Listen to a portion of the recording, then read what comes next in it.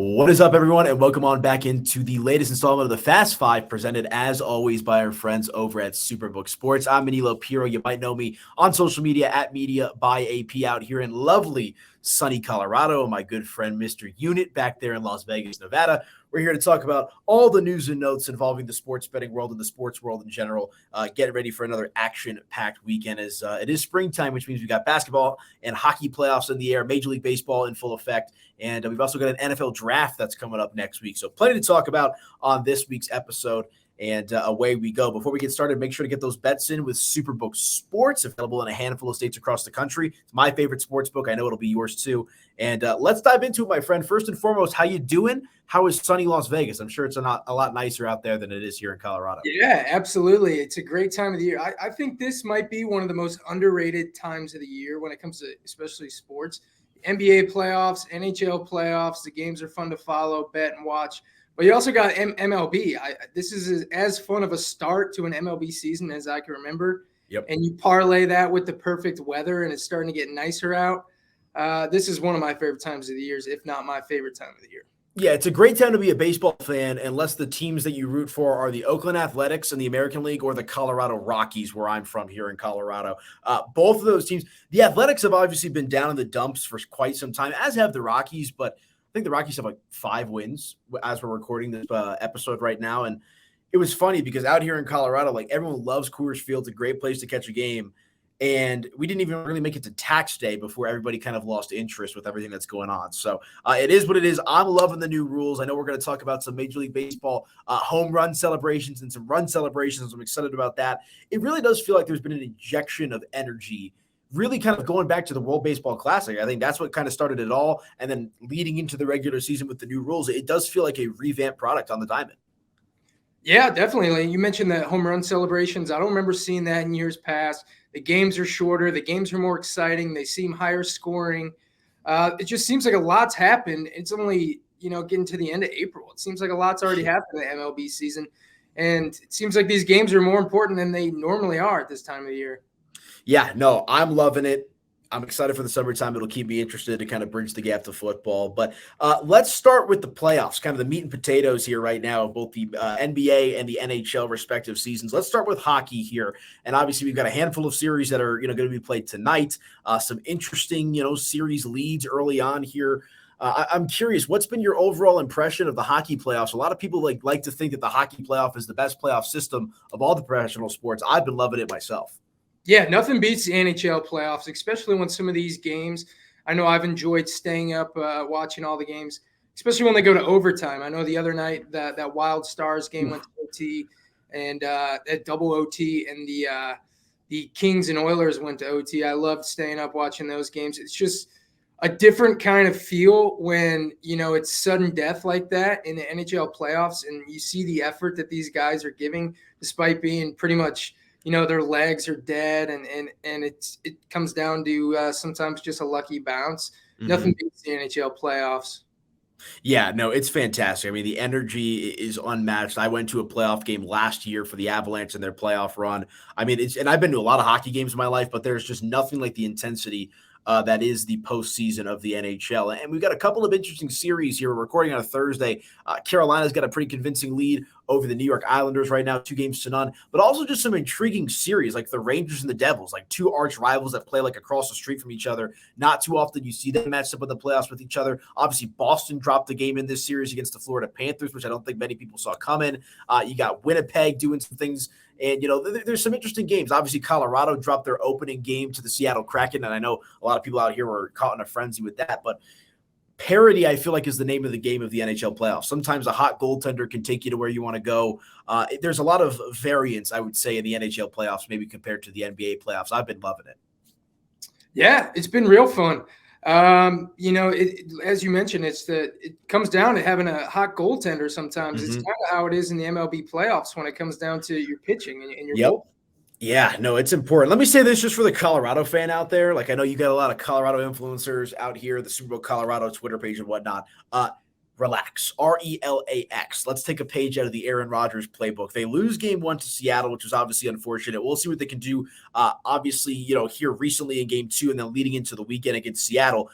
I walked into the studio here at Mile High Sports and just talking to people around town, and people were like so confused because everybody was expecting a sweep or potentially a 5-game series victory, which is still on the table. I want to be on record saying my prediction was Avs in 6. I felt like they'd come out a little sluggish in game 1. They did just that. So for the Avalanche fan out there, relax. That is the one series that I've got my eye on, naturally, because I live here in Colorado and I talk about Colorado sports. But it's interesting. You look at Colorado and you look at Edmonton, the two perceived favorites to come out of the Western Conference, both off to slow starts in the playoff. Yeah, is it time to hit the panic button for the Avs if they lose tonight, though? Yeah, if they lose tonight, if they lose both at home, especially, Gabriel Landeskog not playing over the course of the entire season and not in the playoffs either, I think, the cause for concern certainly goes up a little bit. But I think, a lot of people here in Colorado are expecting the Avalanche to be A-okay. But is there a series maybe you got your eye on in the Eastern Conference? I know Colorado and Edmonton in the West. Which series do you think is the juiciest out East? I've been paying probably more attention to the West still. Really? The series that the only series I've watched all of the first 2 games, obviously only half the series have gone 2 games, but probably the Kings and Oilers. Yeah, that's the Oilers blew that lead in that first game, ended up losing in overtime, and that one was just killer because they had the one goal that got called back in overtime, and then they end up losing there. I know in the third period of that game, they gave up a goal in the final 30 seconds or whatever it was. Mm-hmm. And then yesterday, it was almost the same thing. They got up to a quick 2-goal lead. They say the most dangerous lead in hockey, and then the Kings tied it 2-2, and then the Oilers were able to come back there. I think the Oilers are going to be fine in that series, but a little worried about how they're not really protecting these leads. Yeah, it's been interesting. I mean, I was up in the Nuggets press box for this series against the Minnesota Timberwolves in games 1 and 2, and they have the TVs that dangle down for us to be able to watch. And we had the Minnesota-Dallas game on, which was just goal after goal after goal. I mean, these NHL playoffs has just been so fun. But almost as important as the games themselves are the sweaters that the fellows are wearing out there on the ice. And you guys over at Superbook Sports put out kind of a tweet or a question, a prompt to people on social media that they can respond to. Of the teams that are currently in the NHL playoffs, which are the best sweaters that teams are rocking respectively? I think the thought here is I'm going to pick 3, you're going to pick 3, and we can kind of have a good debate here because, what do we got? 4, 8, 12, 16 teams currently in the NHL playoffs, and a lot of cool color combinations. I also think hockey jerseys, hockey sweaters, whatever you want to call them, if you compare them to NBA jerseys, Major League Baseball jerseys, and football jerseys, have got to be some of the cleanest out there. Yeah, it's definitely my favorite jerseys. Other than maybe football, I probably have more hockey jerseys than any other sport. It's like a fashion accessory. You walk out, I know you're from the Midwest, obviously it gets cold out here in Colorado. It's the perfect, you don't want to wear a hoodie. Maybe you're tired of wearing the zip up jacket, spice it up. Toss it over a hoodie if it's real cold outside. Exactly. That's you see that out here in Colorado. It is gray hoodie, burgundy Avs jersey, and a backwards hat. That is the typical going to a hockey game dude type of look that you'll see out here in Colorado. But let's get it started. I'll give you the floor. You work for Superbook, so you get to go first. Which sweater is your favorite of the teams that are currently playing in the playoffs? Let's count down. Let's start with number 3. We'll alternate. My third is going to be right here in Las Vegas, the Golden Knights. I think they've got a great color combination, especially these gold ones. They have that little flair. They just own being in Vegas. Their jersey just screams Las Vegas. Yeah, that's a good one. I like the Knight logo as well. I'll keep it with a homer pick as well for my number 3. I got to go with the Avalanche, the burgundy and the blue that they wear. I just love the way that the Avs logo with kind of the Avalanche looking swoosh comes around the front. I do like their old 90s, early 2000s look when they had kind of the different print on the lettering there. But I think the Avs burgundy and blue jerseys, that's the one that you see all across town the most. I just love the look. I think it's a classic NHL jersey, over the last couple of decades. And anytime I see that out and about, especially on the ice, it always pops to me. So I'll go with the Avs burgundy and blue for my number 3. I like it. It didn't crack my top 3, but I'll go with my number 2. Best jersey in the playoffs will be New York Rangers. I have a future on them, so I don't know if that's biased or I just love the jersey. But unlike most of the other teams in the playoffs, they don't just have that one big patch right in the center of their jersey. They've got the Rangers going down vertically on their jersey. I like that. The red, white, and blue. I like these original 6 teams. I think you might see that later in my picks, but Ooh. I'm going to go with the Rangers as my second favorite. Okay, I'll go with the rival as my second favorite, the red New Jersey Devils jersey. I absolutely love it. That's the team that I grew up rooting for. My entire family's from the Northeast, New Jersey specifically. My dad actually went to the first ever New Jersey Devils game in franchise history. Fun fact, they were formerly the Colorado Rockies, so an interesting kind of weird parallel to get to the Devils there. But I think their red jersey, like I always say, like Martin Brodeur, like the red early 2000s New Jersey Devils, winning Stanley Cup champion type of vibe. I just absolutely love that jersey. I love the logo. I love the look. Obviously, the devil horns. Give me the Devils red jersey for my number 2. All right. My favorite in the playoffs, which is actually probably my second in the entire league.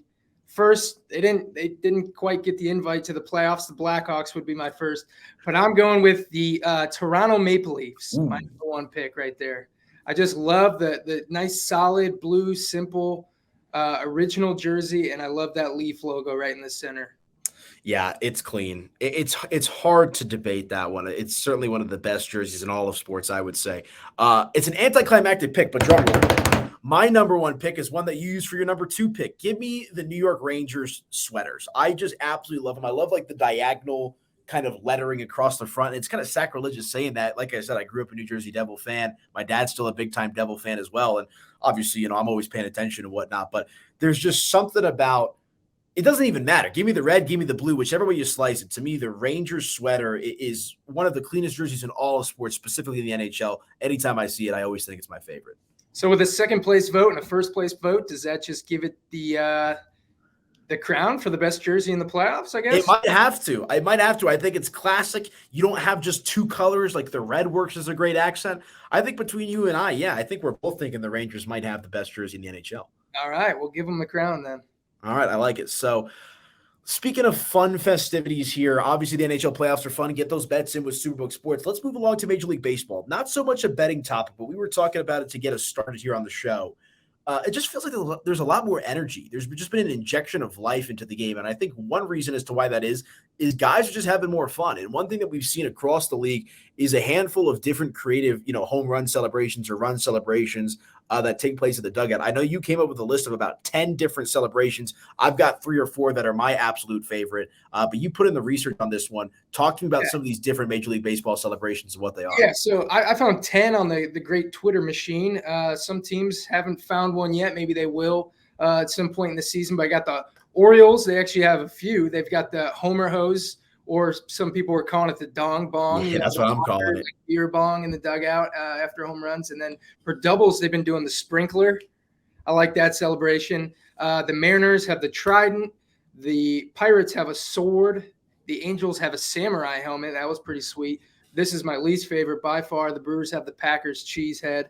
The Braves have that big giant hat. That's not very original. I've seen that everywhere. Yeah. The Padres have been using a Polaroid camera. I like that. That's pretty cool. The Red Sox, they have inflatable weights, lifting weights. And lastly, the Reds have been wearing a Viking helmet. What is the connection to the Vikings and the Reds? Like that seems like the most, like everything else you said, okay, like Polaroid, like that's kind of any team could do that. Cheesehead obviously ties in, but what does a Viking have to do with the Cincinnati Reds organization? Really, I have no clue. I guess I didn't research enough to know the backstory behind that. Yeah. But that one is pretty cool. There's a few different helmets on this, though. The Angels have a samurai helmet. That one is pretty cool. I didn't even see that until earlier today.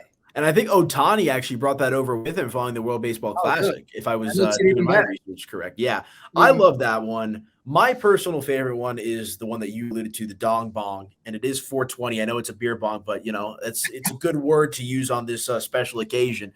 I just love the Orioles in general, and they just seem to have the most fun with it. Like, you see the clips of them in the dugout. They're just so lively, so energetic. So my personal favorite of the new MLB celebrations has got to be the Baltimore Orioles. Proud sponsors, Superbook Sports as well.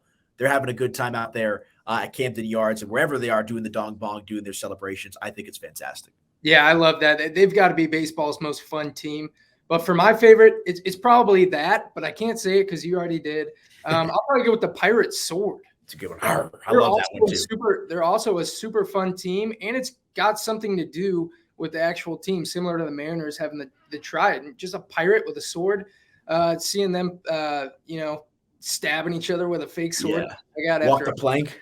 That's pretty cool. And the Pirates have exceeded some expectations early this season too. Notice the names that you've listed, like some of them: Pittsburgh, Baltimore, the Angels, the Mariners.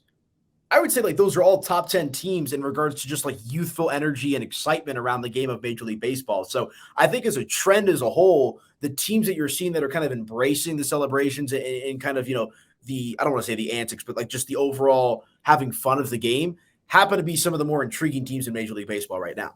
Yeah, definitely. You notice one team that wasn't on that list we didn't mention is the A's. And if they don't really have a whole lot to celebrate right now, but if and when they make the move here to beautiful Las Vegas, it would be pretty cool to see a slot machine in the dugout. That would be a good one. I would love that, man. And obviously, yeah, the big news came out earlier this week that the Las Vegas A's are looking to make that move to Las Vegas somewhat official. Apparently, they have signed an agreement or some sort of commitment to try to build a baseball stadium out there. I believe north of the T-Mobile Arena. Yeah, I think so. I think it was land that was owned by Resorts World or something. It's actually pretty close to where I'm at right now. Close to the Strip. That's really what people want to know. But apparently it's going to take like 4 years to make or something, because 2027 or so is when the stadium should be done if they end up going that route. Yeah, it'll be interesting. And I think it's kind of sad because the A's have long been, it's a storied franchise. You go back, Reggie Jackson, Mark McGwire, Jose Canseco, Buddy Ball, obviously in the early 2000s. Like, it's unfortunate. I mean, just for the city of Oakland as a whole, you're going to lose the A's potentially. You've already lost the Golden State Warriors for San Francisco. And of course, the Raiders, leave Oakland and now are playing out there in Las Vegas. But it is what it is. But you put me up to the task. We're going to go back and forth. If we were playing GM or if we were the owner of the Oakland Athletics, because I would think their name is going to change. It doesn't, like Las Vegas Athletics, like that does not necessarily sound very intriguing. So I know we came up with a handful of different potential names for the Oakland Athletics should they move to Las Vegas. You care to share any? Yeah, so I don't know if they're going to abandon that athletics name. I think that's already a pretty cool name. But if they do, it's fun to consider. You got to take advantage of being in Las Vegas. A lot of the teams out here have a Las Vegas theme whenever it comes to the colors or the fan experience. Actually, the name I like the best is the WNBA team's name right now, the Las Vegas Aces. It seems like a perfect name. When I put this post out on social, we got that as a lot of responses. I guess people didn't know that was already a team out there. I love that name, so they can't take that. But two suggestions that I saw on Twitter that are probably my favorites would be the Outlaws, the Las Vegas Outlaws. They can get pretty creative with that, and the Las Vegas Gamblers. I like Gamblers. I wonder if there'd be any hesitation on Major League Baseball to kind of go that route. I also had a fun one, like just because, old pal Pete Rose, he's living out there in Las Vegas, signing his autographs. What if you name it Pete Rose's Las Vegas Gamblers? How about that? Is he going to have ownership stake in the team? And maybe it's part of like Pete Rose's Las Vegas Gamblers. You put him in the Hall of Fame on the opening night of the game, if, whatever it might be. No, some other funny one. The band from baseball, and that's a great way to introduce him. I like where your head's at. That's and he's been out there for a minute. So a couple other stupid Vegas ones, like you can name the Las Vegas Carrot Tops if you want to play off the icon that is Carrot Top, who's been held out there. But a couple other ones that I got, the Las Vegas Spades, I think could be interesting. You got to kind of have to think gambling cards, whatever it might be. The Las Vegas Jokers, I think could have a lot of fun with that one as well. I actually had the Outlaws on my list too. Gamblers I had on my list. Here's a more generic one that I don't think they would go with because there's other teams and other sports that are named that, but you could go with the Las Vegas Kings as well. I think that would be a fun one, kind of play off the cards and whatnot there. But I think there's some interesting options. I do expect them to go with some sort of a gambling resemblance in the name should they change it, though. Here's another one for kind of, regional, and it was a team once out here, the minor league team, the 51s. My old Mets AAA affiliate. Yeah, go with an alien theme with Area 51 not being too far away. Bring them back to Vegas. I think they could get pretty creative with the 51s. And you got the number teams. You got the NBA's got the 76ers. The NFL's got the 49ers. There's no number team in the MLB. Bring the 51s to Vegas.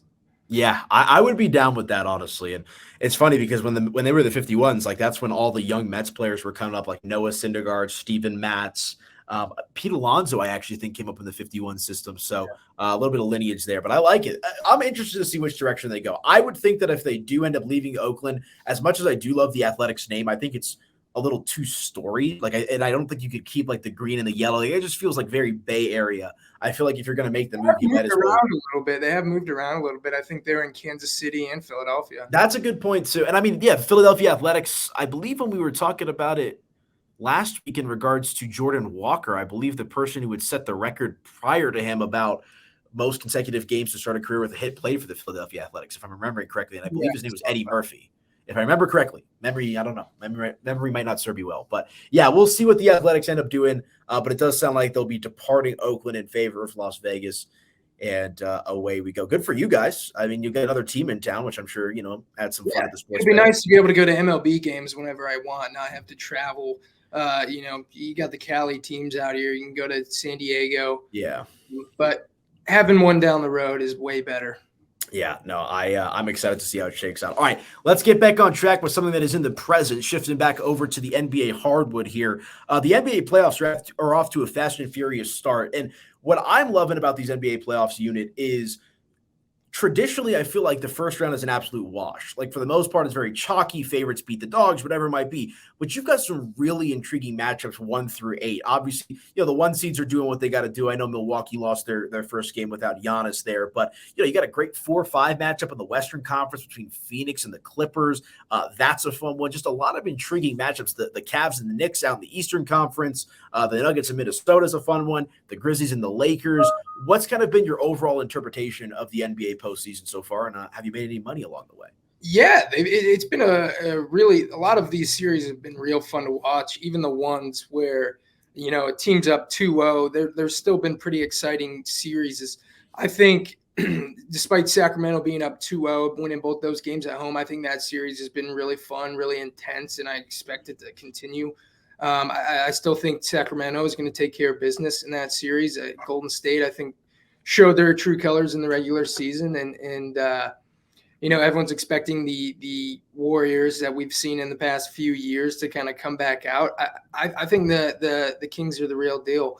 That series has been a really fun one to watch, and I think it's going to continue. But I think the Kings take care of business. Light the beam, baby. Light the beam. I love the Kings, man. They're like what the Grizzlies were last year, like a super likable team. Obviously a franchise who, hasn't been relevant in quite some time. Mike Brown winning Coach of the Year unanimously, I think is well deserved. So that has been a fun one. Let me just say this and be a homer a little bit. I was covering the game last night between the Nuggets and the Minnesota Timberwolves. Jamal Murray dropped 40 points. And look, I'm not just trying to be Mr. Biased. Oh, Denver. Yeah, man. I mean, if they play like that, and I know it's Minnesota, who's not exactly the creme de la creme in the NBA postseason, but if Jamal is playing, to that level or can play to that level consistently, Michael Porter Jr., I believe, scored 13 points in the fourth quarter alone last night. He's a walking bucket. And if Nikola Jokic continues to play like a back-to-back MVP, whether it's Phoenix, whether it's the Clippers, whether it's the Lakers, whether it's the Warriors, the Kings, Denver is going to be an extremely tough out in the NBA's Western Conference, and they're the overwhelming favorite to win their series over the Minnesota Timberwolves right now. And, we'll see how that shakes out. But looking at it right now, man, they are just on fire. Looking at the odds on Superbook as well, right around plus 275 to win the Western Conference. I believe they were right around 3-1 before the playoffs started. So a little bit of a dip after they get up 2-0 against the Minnesota Timberwolves. But if Denver does what we know they can do, which they've done in the first 2 games, watch out. Yeah, I mean, they've definitely impressed me. They're not going to have a very easy path, though. Let me ask you this. Would you rather or who do you think they will be playing next round between the Clippers and Suns, and who would you rather play? I'd rather play the Clippers because ever since the bubble where Jamal Murray popped off in the first place, they've absolutely owned the Clippers in every game. Doesn't matter head coach, doesn't matter star players in or out. Denver has just had the Clippers number. It'll probably be Phoenix though. And I'm holding a Phoenix in 6 ticket right now. So I'm kind of hoping that cashes. And that'll be it's unfortunate that comes in the second round and not the conference final because these are the 2 best teams from an odds perspective that might play in the second round. But either way, I think that has 6 or 7 games written all over it. So I'd rather play the Clippers, but I do think Phoenix will be the team that Denver ends up drawing We'll see how it shakes out. But I mean, even these other series, man, like the Lakers losing to Memphis in game 2 is a completely blown opportunity. No Ja Morant. Now they go home. You'll take a 1-1 split in the first 2 games on the road, but you can't rule out the Lakers. I mean, the Lakers have kind of proved in the conference final, the Lakers are essentially proving, at least in game 1, that their regular season record doesn't matter. When this team is playing defense and they're healthy, they're going to be a tough out. We talked about Sacramento. It's the wild, wild west, my friend. Yeah, definitely. I know the Warriors, or not Warriors, the Lakers are sitting at minus 170 now to win that series. And I feel like you could have kind of seen this coming, and especially now with LeBron having some enemies over there. The series is only going to heat up, but I'm not switching. I know I picked, what was it, 2 weeks ago or last week, the Grizzlies to still win that series. And I think I'm going to stick with that. And they're sitting at plus 150 now. I respect it. I'm kicking myself because, it seemed too good to be true. And I texted you about it as soon as we found out that Ja Morant was out of the game in game 2. Yeah. I'm like, Lakers, like minus 115, minus 120, like with no Ja Morant after they won game 1. It's too good to be true. So, I threw a unit on that, ended up losing, started chirping at my Lakers friends like, what is wrong with your team? Why are you guys like this? But that's the way the NBA goes. That is the same thing, actually. I was riding with the Lakers yesterday, but it seems like never again. The Grizzlies don't have any problem without Ja. Yeah, but hey, Dylan Brooks has added some fuel to the fire to LeBron James, and I don't care what the number is. I am betting LeBron James is over in this next game to score over on his points because I don't know, man. That's just one of those things where you don't talk about an all-time great player and, I wish he was younger. This ain't Cleveland LeBron. This ain't Miami LeBron. I wish it was a bigger challenge. Like, who is Dylan Brooks in the league? What has Dylan Brooks accomplished? I'm not the biggest LeBron fan out there, but you're poking the bear of arguably the greatest active player to play the game. And it's just one of those things where, I don't know. Like I said, I don't care what the number is. It could be 35, and I'll bet the over on LeBron's points. Yeah, it's definitely going to be fun to see how he comes out in game 3. I think there's going to be some chippiness between them specifically and the two teams just in general. Yeah, I'm excited. So we'll see how it shakes out. Eastern Conference, Western Conference, both off to the races, fun playoff series. But to put a bow on it, I don't think we'll be – whenever we do our show next week, the NFL draft will probably already be underway or just about to get started. So 1 week away from today. Yeah. I wanted to kind of pick your brain. I can't believe it. I was out in Vegas for last year's NFL draft, and it's already a year later. But we've seen a lot of speculation out there about who's going to be the number 1 overall pick. I think we're all expecting it to be a quarterback. It's just a matter of which quarterback will it be. And for a long time, basically for like the last month and a half or so, it seemed like it was going to be C.J. Stroud, just kind of based off the information which we were getting. Now it's kind of flipped back, and it seems that the consensus is that it'll be Bryce Young. So my question to you, who do you think the number 1 overall pick will be to the Carolina Panthers? Bryce Young, for sure. I definitely think it's going to be Bryce Young.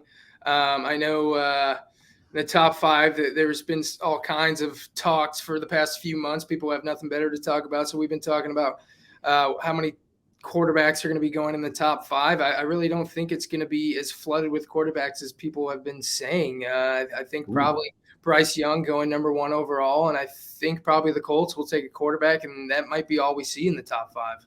Really? So you think only 2 quarterbacks might be taken in the top 5? I think Stroud and Young are both going in the top 5. I agree with you. I think Bryce Young will be the top pick. I've been saying he should be the top pick since the moment in which we found out who was going to be in the draft or who would it be.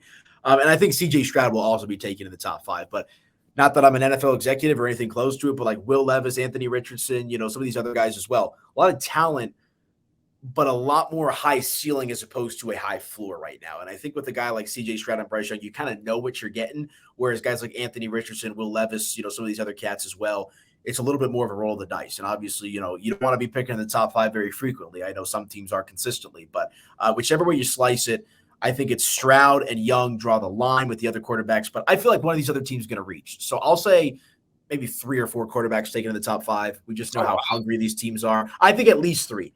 I think someone's going to come up and draft Anthony Richardson or Will Levis. That's my gut feeling. We like to see teams reach, but for sure 2 going in the top 5 with Stroud and Young.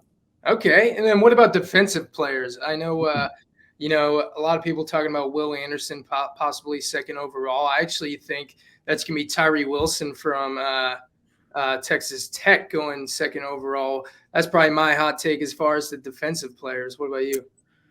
I mean, I could see it. I've been saying Will Anderson is going to be a surefire top 3, top 4 pick from the 2 years ago when they lost the national championship game to Georgia. And I mean, I don't think anything over the last year has really changed my opinion of that. If I'm an executive and I need a defensive player, Will Anderson is my guy, number 1 on my board.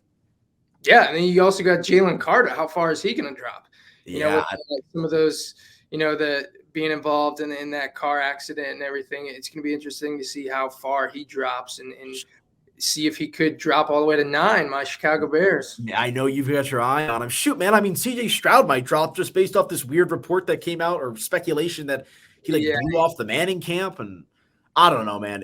Once you get to about a week or so out from the NFL draft, you start getting all these weird character flaws. It's not going to stop either. We still got 7 more days. We're gonna continue to get some crazy headlines. Yeah, no, I'm excited. So we got the NFL draft, we've got the NBA playoffs, we've got Major League Baseball in full effect, obviously the NHL playoffs as well. So plenty on the mind, plenty to chat about. We do it each and every week right here on the Fast Five, presented by our friends over at Superbook Sports. Always looking forward to it. But an action-packed weekend of sports, my friend. I'm looking forward to making some money.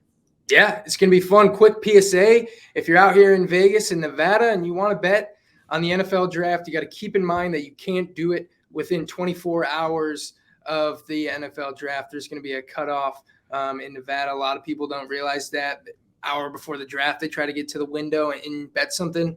You can't do that. So you got to be prepared and make sure you know that. Yeah, unit is for the people. I think it's a little different out here in Colorado, though. I think you can bet it up until the moment. I'm not sure. But Vegas has their different rules. It's definitely tricky betting the NFL draft.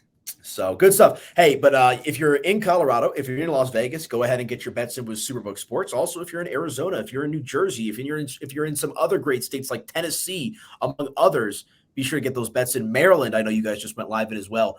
Do yourself a favor, download that Superbook Sports app whenever you get the chance. And when you download, register an account, deposit, and place a wager in the same day, I believe in most of your markets, you're getting a bonus of up to $250. And in some of those newer markets, you might have some extra treats waiting for you as well. So get those sports bets in with Superbook Sports, and away we go. Unit, my friend, always a pleasure to chat with you. Any closing thoughts, any words of wisdom you want to leave the listener with? Let's cash some tickets this week. Yeah, I'm with you. I'm going Suns in 6. I've been holding on that. I already got my Nuggets to win the Western Conference ticket as well. So we'll keep an eye on it. And let's look for the Avs. Maybe they get some bounce back, some good mojo in this series. We'll see how it shakes out. But for Unit out there in Las Vegas, I'm AP in Colorado. Enjoy the sports betting weekend. We'll be back at it again next week with another installment of the Fast Five, courtesy of our friends over at Superbook Sports. Enjoy the weekend and good luck on the bets.